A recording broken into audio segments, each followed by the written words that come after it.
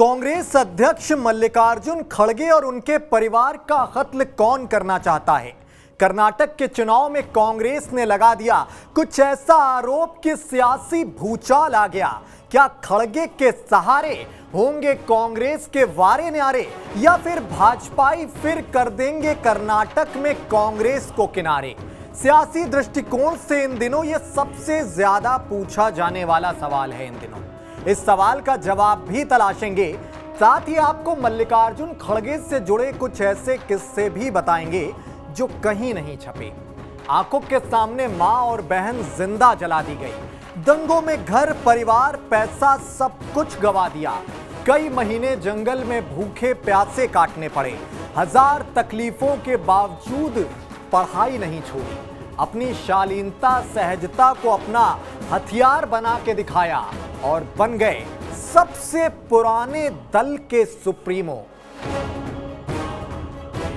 लंबे वक्त से डूबती कांग्रेस की नैया आजकल मल्लिकार्जुन खड़गे के हाथों में है।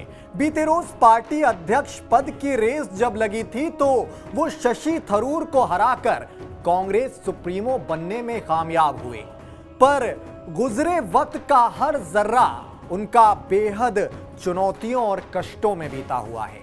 आजादी के पहले कर्नाटक में निजाम की हुकूमत थी। बंटवारे के बाद उनके गांव वरवट्टी में भी हिंदू मुस्लिम दंगे भड़क गए। गांव पर निजाम की सेना ने हमला कर दिया। इस सेना के साथ लुटारी यानी कि लूटने वाले लोग भी थे, जिन्हें उस वक्त लुटारी कहा जाता था। उन्होंने पूरे गांव को आग की जद में झोंक दिया।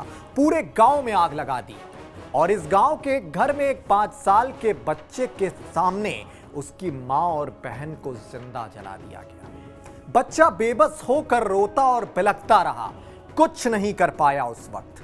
बच्चे के पिता उसे किसी तरह बचाकर गांव से दूर महफूज लेकर चले गए।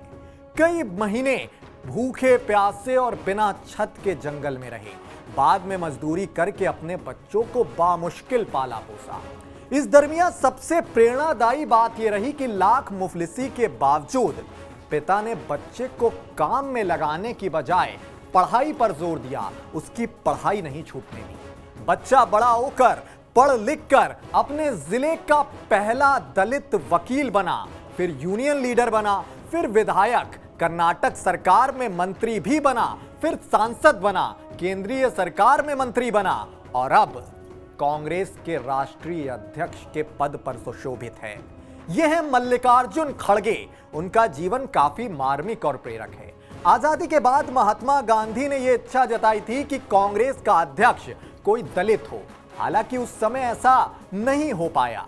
आजादी के करीब 2 दशक बाद बाबू जगजीवन राम पहले दलित नेता थे जो कांग्रेस के अध्यक्ष बने थे।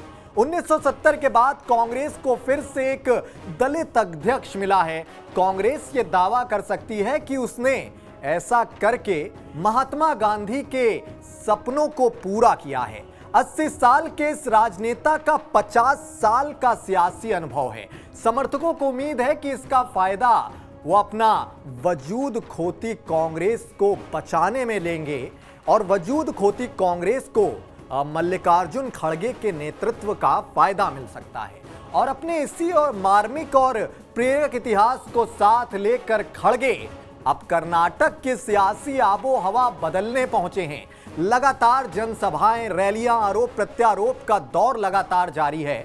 चुनाव प्रचार के दौरान कांग्रेस की ओर से यह आरोप भी लगाया गया है कि खड़गे की जान को खतरा है।